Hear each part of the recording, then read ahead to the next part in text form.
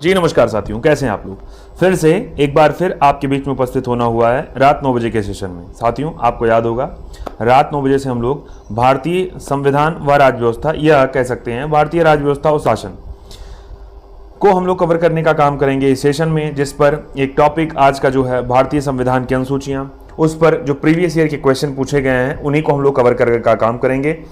ये session important होगा उन विद्यार्थियों के लिए जो यूपी पीसीएस 2024 या फिर आरओ री एग्जाम 2023 की तैयारी कर रहे हैं। साथियों, बिना समय बर्बाद किए मेरे साथ उपस्थित हो जाइए और आज का सेशन हम लोग बहुत बढ़िया तरीके से पढ़ने का काम करते हैं। साथियों चलिए, बहुत बढ़िया, सबको एक बार सेशन शेयर कर लीजिए, क्योंकि कई बार फिर से सेशन स्टार्ट हुआ है, तो इसका मतलब ये है आपका दायित्व है साथियों को बताने का, साथियों को जताने का। चलिए स्टार्ट करते हैं आज का सेशन।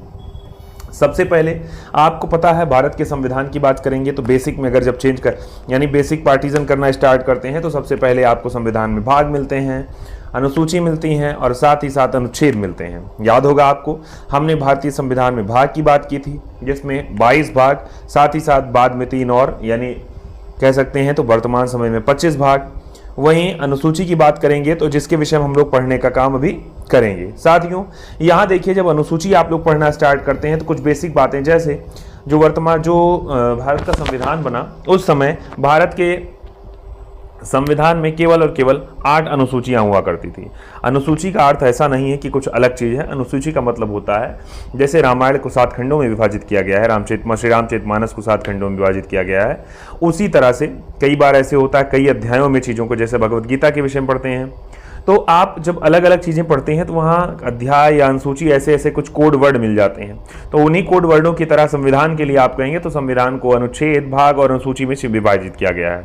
बात करते हैं अनुसूची की तो साथियों, जब संविधान निर्माण हुआ तो उस समय भारत के संविधान में, यानी जब संविधान लागू हुआ तो उस समय संविधान में केवल और केवल 8 अनुसूचियाँ थी, लेकिन समय बढ़ता गया, आज के समय बात करते हैं तो 12 अनुसूचियां हैं। ठीक है ना। बात करें अगर साथियों कुछ बातें, जैसे पहली अनुसूची में क्या है तो आप ध्यान कर रहिएगा कि सर अगर पहली अनुसूची की बात करें तो पहली अनुसूची में लिखा हुआ है भारत के संघ और उसके राज्य क्षेत्रों के विषय में। आपको पता है वर्तमान समय में भारत में 28 राज्य, 8 केंद्र शासित प्रदेश स्थित हैं। ठीक बात है ना। वहीं जब सेकेंड अनुसूची की बात करते हैं दूसरे की, तो वहां पर भारतीय संघ के जो पदाधिकारी हैं इनको मिलने वाले वेतन, भत्ते और पेंशन का उल्लेख है।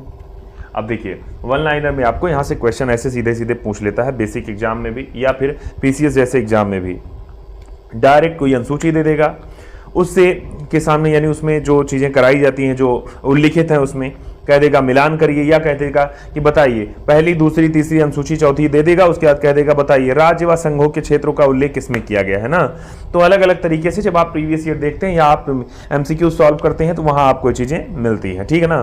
बात करते हैं तीसरी की, तो तीसरी अनुसूची में क्या हुआ, यहाँ लिखा है भारतीय संघ के जो कुछ पदाधिकारी होंगे यहाँ उनके शपथ और प्रतिज्ञान, यानी शपथ का उल्लेख किया गया। ऐसे डायरेक्ट क्वेश्चन पूछा जाता है। शपथ का उल्लेख तो आप करें तीसरी अनुसूची, वेतन भत्ते तो आप कहेंगे दूसरी अनुसूची, संघ राज्य क्षेत्र पहली अनुसूची। बात करें अगर चौथी अनुसूची की, तो चौथी अनुसूची में भारत के जो राज्य हैं और संघ राज्य क्षेत्र हैं, यानी इन राज्य ये जो जितने हैं इनका राज्यसभा में प्रतिनिधित्व, यानी आपको पता होगा हर राज्यों का अपना अपना एक मेंबरशिप होता है, अपना अपना एक क्या कहते हैं सदस्यों की संख्या होती है जो भाग लेती है राज्यसभा में और उस राज्य का प्रतिनिधित्व करती है। आपको कमेंट सेक्शन में लिखना है उत्तर प्रदेश जो है, तुरंत लिखिए लाइव चैट में ही, ये उत्तर प्रदेश में राज्यसभा के लिए कितने सदस्य आते हैं उत्तर प्रदेश से। ठीक बात है ना। तो आपको ये लिखना है कमेंट सेक्शन में। ठीक है ना।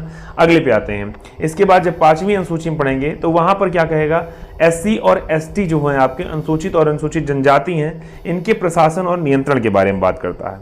वहीं 5वीं अनुसूची ही बात करता है कि जो जनजाति भूमि है उनकी बात करता है, खनन के लिए निजी जो प्राइवेट किस्म के पक्षकार होंगे उनकी बात करता है, यानी को अंतरण अकृत और शून्य घोषित किया जा सके। अब देखिए यहां से क्वेश्चन बेसिक में कैसे पूछा जाएगा, पीछ ऐसे कि बताइए कौन सा अनुच्छेद है जो एससी एसटी से संबंधित है। तो एससी एसटी संबंधित आपका हो गया अनुसूची कौन सा, तो वो अनुसूची है 5वीं अनुसूची। ठीक है ना।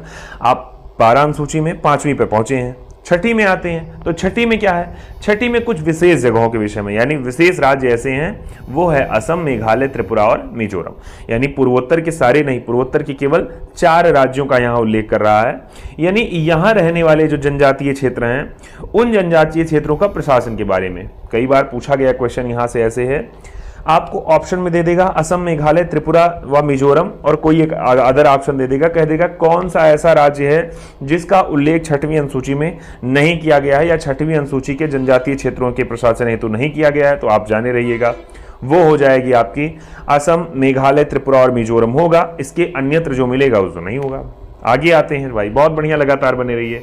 7वीं अनुसूची की बात करें तो यहीं पर आपका केंद्र और राज्यों के बीच जो शक्तियों का विभाजन हुआ है उसकी बात करता है, जिसमें 3 सूचियां हैं, चाहे एक संघ हो गई, दूसरी राज्य हो गई, तीसरी समवर्ती। तो आपसे पूछा जा सकता है केंद्र और राज्य के बीच शक्तियों का विभाजन किसमें, तो 7वीं में। या ये कह देगा बताइए संघ, राज्य या समवर्ती सूची का उल्लेख किसमें, तो आप कह दीजिएगा ये सर 7वीं अनुसूची में किया गया है। आगे और आते हैं अलग अलग प्रश्न, जैसे यहां से कई बार ऐसे भी क्वेश्चन पूछ लेता है कि बताइए संघ सूची में कितने विषय, वर्तमान में कितने विषय, तब कितने थे, तो याद करिएगा संघ सूची में 97 विषय हुआ करते थे, वर्तमान में 98। वहीं बात करेंगे 66 विषय, तो वर्तमान में 59 विषय। आप समवर्ती की फिर बात करेंगे तो 47, वर्तमान समय 52। अब देखिए आप लोग इस समय क्या कर रहे हैं, ये जो कंटेंट आपको मिलेगा ये चूंकि प्रीवियस ईयर का कंटेंट है, तो आपको यहाँ क्या करना है, आपको अपने क्लास नोट्स से या जो करंट की बुक होगी, तो वर्तमान समय की 2024 की कोई बुक है, उससे आपको चीज़ों को एनालिसिस करना है और एक करंट डाटा यानी जो वर्तमान समय का डाटा है, किस अनुसूची में कितने विषय हैं, इसको आप लोग चिन्हित कर लीजिएगा, नोट कर लीजिएगा। ठीक बात है ना। आते हैं नेक्स्ट पे। कई बार ऐसे पूछता है कि बताइए पुलिस का उल्लेख किस अनुसूची में किया गया है, या पूछेगा संघ सूची का विषय है, राज्य सूची का विषय है या समवर्ती, ऐसे पूछ लेता है कई बार। तो आप ध्यान करिए यहाँ पर कुछ बातें, जैसे यहाँ लिखा हुआ है कि अगर पुलिस की बात करें, लोक व्यवस्था, स्वास्थ्य, प्रति व्यक्ति कर, टैक्स की, गैस की, कृषि की, रेलवे की पुलिस जो होगी, कारागार यानी जेल होगा, पंचायती राज, भूमि सुधार, ये सब किस विषय के हैं, तो ये सब राज्य सूची के विषय हैं, यानी इनके विषय में कानून बनाने का मामला किसका होता है, राज्य सूची का होता है। वहीं आगे बात करें यहाँ पर तो रेडियो, टेलीविजन, शेयर बाजार, डाकघर, बचत बैंक, जनगणना, बैंकिंग, बीमा, रक्षा, रेलवे, निगम कर, ये सब किसके विषय हैं, संघ सूची के। अब कुछ मेन, जैसे डाकघर यानी पोस्ट ऑफिस का उल्लेख संघ सूची में, रेडियो टेलीविजन संघ सूची में, शेयर बाजार बैंकिंग संघ सूची में, रक्षा का मामला संघ सूची में, जनसंख्या नियंत्रण संघ, ये हाँ, तो आप रेलवे किस पे, या रेलवे कर या निगम कर, तो ये हो जाएगा संघ सूची में। आपको ध्यान में आई। अगर कारागार की बात करेगा तो वो किस में आएगा, जेल की बात करेगा तो वो आएगा राज्य सूची में। चलिए और कुछ बातें, जैसे अगर कहे आर्थिक नियोजन की बात, आपराधिक मामलों की बात, जनसंख्या नियंत्रण, परिवार नियोजन, शिक्षा, वन, दंड प्रक्रिया, विवाह, विवाह विच्छेद, गोद लेना, ये सब किसके विषय हैं, समवर्ती, यानी कि राज्य और केंद्र दोनों इसमें क्या बना सकते हैं, अपना अपना कानून बना सकते हैं, लेकिन कोई विशेष परिस्थिति होगी तो वहां पर केंद्र का ही कानून सर्वमान्य होगा या केंद्र का ही कानून माना जाएगा। ठीक है ना। आते हैं अगले पे, तो आपको मिल गया शिक्षा। अगर आप पढ़ाई की बात कर रहे हैं तो शिक्षा किस सूची का विषय हुआ, तो सी शिक्षा, ये हो जाएगा आपका समवर्ती सूची का विषय। वन किसका, तो समवर्ती सूची का विषय। जनसंख्या नियंत्रण तो समवर्ती सूची का विषय। विवाह चाहे शादी हो चाहे विवाह के बाद तलाक हो, तो ये आपका समवर्ती सूची का विषय। ठीक है ना। आगे आते हैं, आगे कुछ बातें ऐसे, जैसे 8वीं अनुसूची की जब बात करेगा, 8वीं अनुसूची के बारे में जब कहेगा तो यहाँ लिखा हुआ है कि 8वीं अनुसूची में हमने 22 भाषाओं का उल्लेख किया। 22 भाषाएं जो वर्तमान समय में भारत के संविधान में वर्णित हैं, दर्ज हैं, उनमें से पहले 22 नहीं हुआ करती थी, पहले केवल 14 हुआ करती थी। कब, मूल संविधान में। लेकिन कई बार जैसे 1967 जब आया तो उसमें सिंधी को जोड़ दिया गया 21वें संविधान संशोधन के द्वारा। 92 आया तो कोंकणी, नेपाली और मणिपुरी को जोड़ दिया गया, साथ ही किसके द्वारा, 71वें संविधान संशोधन के द्वारा। बात जब 2004 की आई तो इसमें कौन कौन, संथाली, डोगरी, मैथिली और बोडो को ये 92वें संविधान संशोधन 2003 के अधिनियम के द्वारा जोड़ा गया। अब आप समझिए, यहाँ पर क्वेश्चन आपको एक खूब पूछे जाते हैं कि बताइए, ये पूछा जा सकता है कई बार कि सिंधी किस वर्ष में जोड़ी गई, किस संविधान संशोधन के तहत। कोंकणी, नेपाली, मणिपुरी ये किस संविधान संशोधन के तहत किस वर्ष जोड़ी गई। या फिर आपसे पूछ सकता है कि संथाली, डोगरी, मैथिली और बोडो ये किस संविधान संशोधन के तहत या किस वर्ष में जोड़ी गई। मैंने कहा बेसिक क्वेश्चन यहाँ से पूछे जाते हैं, आपके एग्जाम में पूछे भी जाएंगे, तो आप इसको ध्यान से पढ़ते रहिएगा। ठीक है ना। नेक्स्ट पे आते हैं। अब आगे बात कर रहा है, कह रहा है जब 8 अनुसूची तो आप पढ़ चुके जो मूल संविधान में थी, जब नवीं की बात आता है तो इसको बाद में जोड़ा गया।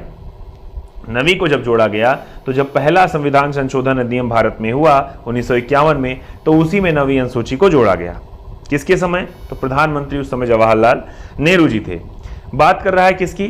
तो इसी अनुसूची में लगभग 282 अधिनियम दिए गए हैं। किसमें? नवीं अनुसूची में। ठीक है ना, ध्यान करे रहिएगा।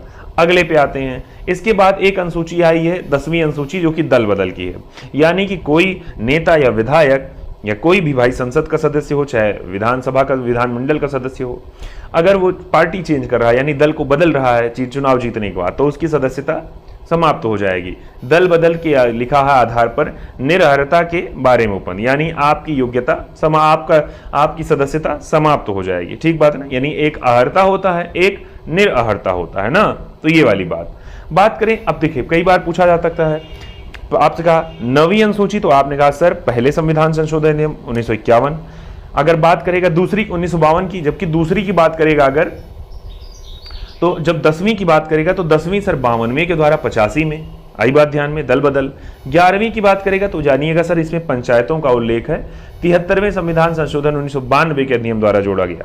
वहीं जिसमें 29 विषय हैं, साथ ही साथ 12वीं अनुसूची की बात करेगा तो नगर पालिकाओं का उल्लेख मिलेगा, जिसको 74वें संविधान संशोधन अधिनियम 1992 के द्वारा जोड़ा गया। वर्तमान समय में 18 विषय। आप सोचिए इतनी देर में हम लोगों ने बहुत इंपॉर्टेंट बातें पढ़ी, जैसे हमने पढ़ा कि वर्तमान समय में संविधान में कितनी अनुसूचियां, तो 12, लेकिन पहले ऐसा नहीं था, पहले केवल 8 थी। वो 8 के बाद जब 12 जब जुड़ रही हैं, तो चाहे 9वीं हो गई पहले संविधान संशोधन के तहत, 10वीं हो गई 52वें संविधान संशोधन के तहत, 11वीं हो गई 73वें संविधान संशोधन अधिनियम के तहत 1992 में, वहीं 74वीं हो गई 1992 में 74वें संविधान संशोधन के तहत 12वीं अनुसूची। तो इस प्रकार से वर्तमान समय में 12 अनुसूचियां हैं। कई बार ये भी पूछ लेता है कि बताइए पंचायत को कितना विषय दिया गया है, यानी नगर पालिका को कितना विषय दिया गया है, नगर निकाय या स्थानीय शहरी निकाय से, तो 18 विषय। वहीं ग्राम की बात करेगा, ग्राम पंचायत की या पंचायत की बात करेगा, पंचायती राज की, तो उसमें 29 विषय का उल्लेख किया गया। अब हम लोग क्या करेंगे, अब हम लोग सीधा क्वेश्चन आंसर पर चर्चा करना स्टार्ट करेंगे। तो आप साथियों को शेयर कर लीजिए। क्यों? क्योंकि अगले कुछ देर तक हम लोग क्वेश्चन आंसर की चर्चा करेंगे, और वो क्वेश्चन आंसर ऐसे होंगे जो आपके प्रीवियस ईयर में पूछे गए हैं, तो आपके लिए मोस्ट इंपॉर्टेंट होने वाले हैं। ठीक है ना, सभी साथियों को शेयर कर लीजिए भाई, बहुत बढ़िया, शेयर करिए। चलिए आते हैं यहाँ पर सबसे बेसिक सा क्वेश्चन। पहला प्रश्न, भारतीय संविधान में कुल कितनी अनुसूचियां हैं? 12, 16, 8 या फिर 10? देख के ही आप बता देंगे। यहाँ बेसिक नाम लिखा है MPPCS 1990, लेकिन SSC, UPP, RO, bank, railway, लगभग सभी एग्जामों में क्वेश्चन पूछा गया है कि कुल अनुसूचियां कितनी, तो कुल अनुसूचियां वर्तमान समय में 12 हैं। यहाँ ये नहीं कह रहा मूल की, यहाँ वर्तमान की बात कर रहा है, कुल की पूछ रहा है। नेक्स्ट क्वेश्चन पे आए, लिखा हुआ है यहाँ पर, एक सेकेंड,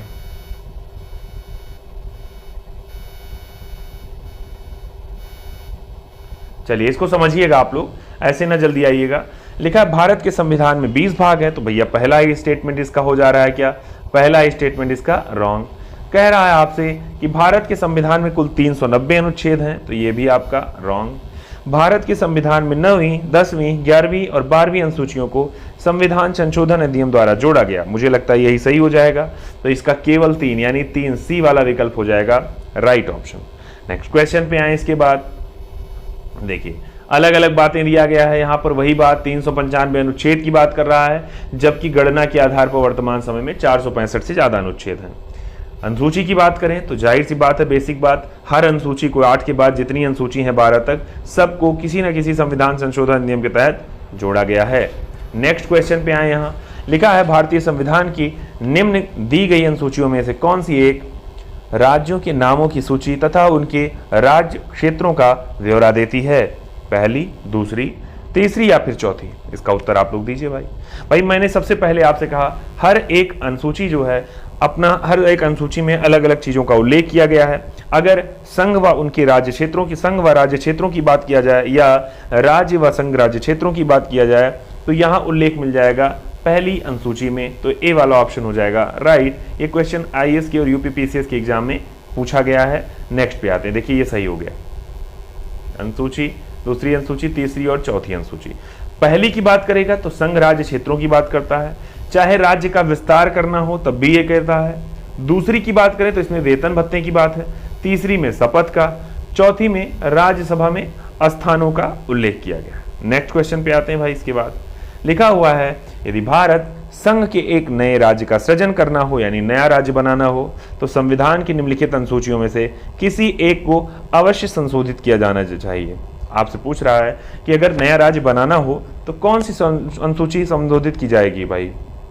बेसिक सा क्वेश्चन मैंने कहा था पहली वाली, क्योंकि संघ राज्य क्षेत्रों की बात या फिर नए राज्यों के सृजन की बात या किसी राज्य की सीमा को में परिवर्तन करना है तो ये किस में आ जाएगा, ये केवल और केवल पहली अनुसूची में ही आ जाएगा ना। नेक्स्ट क्वेश्चन पे आते हैं। भारत के संविधान की चौथी अनुसूची विवेचित करती है, क्या करती है, राज्यसभा में स्थानों के आवंटन को, राजनीतिक दल बदल को, पंचायत व्यवस्था को या फिर भाषाओं को। बेसिक सा क्वेश्चन है, मैंने कहा पहली अनुसूची आपने कहा संघ राज्य क्षेत्र, दूसरी अनुसूची आपने कहा वेतन भत्ते, तीसरी अनुसूची आपने कहा शपथ का उल्लेख, तो चौथी अनुसूची किसकी बात करेगा, राज्यसभा में सदस्यों के आवंटन की, तो यही हो गया। दल बदल की तो 10वीं हो जाएगी, पंचायत की तो 11वीं हो जाएगी और भाषाओं की बात करेंगे तो आपकी 8वीं हो जाएगी। नेक्स्ट पे बात करते हैं भारतीय संविधान की तृतीय अनुसूची। फिर बेसिक सा क्वेश्चन, अगर तीसरी अनुसूची के विषय में पूछ रहा है तो किसकी शपथ का उल्लेख यानी किसी शपथ का उपबंध किया गया है, ये पूछ रहा है आपसे 7 नंबर प्रश्न में। इसका उत्तर आप लोगों को देना है भाई, जल्दी बताइए क्या हो जाएगा, क्या हो जाएगा इस प्रश्न का उत्तर। चलिए अगर हम बात करें यहां पर, अगर यहां पर तीसरी अनुसूची की शपथ की बात करेंगे तो ये संघ के मंत्री की शपथ की बात करेगा, उच्चतम न्यायालय के मुख्य न्यायाधीश द्वारा ली जाने वाली शपथ की बात करेगा और एक और इसमें कहेगा संसद के सदस्य जो शपथ लेते हैं उसका उल्लेख करेगा। राष्ट्रपति के लिए अलग विधान है, राष्ट्रपति के शपथ का उल्लेख राष्ट्रपति वाले अधिनियम में ही मिल जाएगा। तो इसका उत्तर साथियों आएंगे सी वाले आंसर पे, तो इसका उत्तर हो जाएगा सी वाला। लेकिन हम व्याख्या भी समझते चलेंगे, तो व्याख्या में क्या दिया गया है, लिया गया है यहाँ पर कि शपथ और प्रतिज्ञान की अगर बात करेंगे तीसरी अनुसूची की तो वहां पर कुछ विशेष लोगों को, जैसे संघ के मंत्री, निर्वाचन के अभ्यर्थी, संसद के सदस्य, उच्चतम न्यायालय के न्यायाधीश और नियंत्रक महालेखा परीक्षक यानी कि कैग, भारत के किसी राज्य के राज्य मंत्री, राज्य विधानमंडल के निर्वाचन के अभ्यर्थी, राज्य विधानमंडल के सदस्य व फिर उच्च न्यायालय के न्यायाधीशों, यानी इन्हीं की बात की गई है, इनकी शपथ का उल्लेख इसमें किया गया है, ना कि राष्ट्रपति का। राष्ट्रपति की शपथ के लिए सीधा सीधा अनुच्छेद 60 में इसको उल्लिखित किया गया है, भारत के राष्ट्रपति की शपथ के विषय में। नेक्स्ट क्वेश्चन पे आते हैं। यहाँ सूचियों के विषय में कह दिया, मिलान करना है, देख के ही आप लोग कर ले जाएंगे। कैसे कहेंगे, सर अगर चौथी अनुसूची की बात करेगा तो सर ये तो राज्यसभा के विषय में हो जाएगा 3, छठी अनुसूची, 8वीं अनुसूची, 9वीं अनुसूची। 9वीं आपको याद होगा, 9वीं अनुसूची 1951 में पहले संविधान संशोधन के तहत भूमि सुधार से संबंधित है, तो डी का 1 हो जाएगा। अगर छठी अनुसूची की बात करेंगे तो ये जनजातीय क्षेत्रों के विषय में, जबकि 8वीं अनुसूची भाषा के विषय में। आपको याद आया, मूल संविधान में 14 भारतीय भाषाओं का उल्लेख, वर्तमान में 22 भारतीय भाषाओं का उल्लेख, जिनमें कि 14 के बाद जितनी भारतीय भाषाएं उनको अलग अलग समयों पर संविधान संशोधन के माध्यम से जोड़ा गया था। नेक्स्ट क्वेश्चन पे आते हैं। यहाँ फिर वही प्रश्न, 7वीं, 8वीं, 9वीं और 10वीं, इन में यानी इस सूची का मिलान करना है कि इसमें कौन सा विषय दिया गया है। बेसिक सा एक को पकड़िए। 8वीं आपको याद हो गया है कि सर 8वीं में हम लोग भाषा का बात करते हैं। 7वीं में आपको याद होगा संघ, राज्य और समवर्ती 3 प्रकार की सूचियों का उल्लेख हो रहा है। 9वीं की बात करेंगे तो दल बदल का, 9वीं की बात करेंगे तो ये हो जाएगा आपका, एक सेकेंड, 9वीं, अच्छा 10वीं की बात करें तो दल बदल का हो जाएगा, तो बचेगा आपका 9वीं और कौन सा, 7वीं। तो 7वीं हो जाएगा विधायी शक्तियों का वितरण, यानी संघ सूची, राज्य सूची और समवर्ती के विषय में। और कुछ अधिनियमों का जो विधिमान्य किया गया है वो हो जाएगा 9वीं अनुसूची में, यानी सी का 4 में। तो देखिए इसका कौन सा, सी का 4 इधर भी मिल रहा है, तो इसकी व्याख्या पर हम सीधा आ जाते हैं। इसकी व्याख्या दी गई है 7वीं में, कह रहा है कि यहाँ पर सर 7वीं में विधायी शक्तियाँ, 8वीं में भाषाएं, 9वीं में कुछ अधिनियमों का विधिमान्यकरण, 10वीं में दल परिवर्तन के विषय में। साथियों तो ये कुछ बेसिक क्वेश्चन थे। लास्ट का एक क्वेश्चन है, इसका उत्तर आपको कमेंट सेक्शन में लिखना है कि यहाँ भी सूची दी गई है, इसके मिलान की बात कर रहा है। ए का कौन सा होगा, बी सी और डी? तो ये आप कमेंट सेक्शन में करके भी बताइएगा। बाकी आज के लिए इतना ही, मिलते हैं नए सेशन में। सभी साथियों को शेयर करिएगा, सभी साथियों को बताइएगा। आपने इतना सहयोग किया, आपका बहुत बहुत धन्यवाद। इस प्रश्न का उत्तर सभी साथी दीजिएगा। धन्यवाद। जय हिंद, जय भारत। धन्यवाद।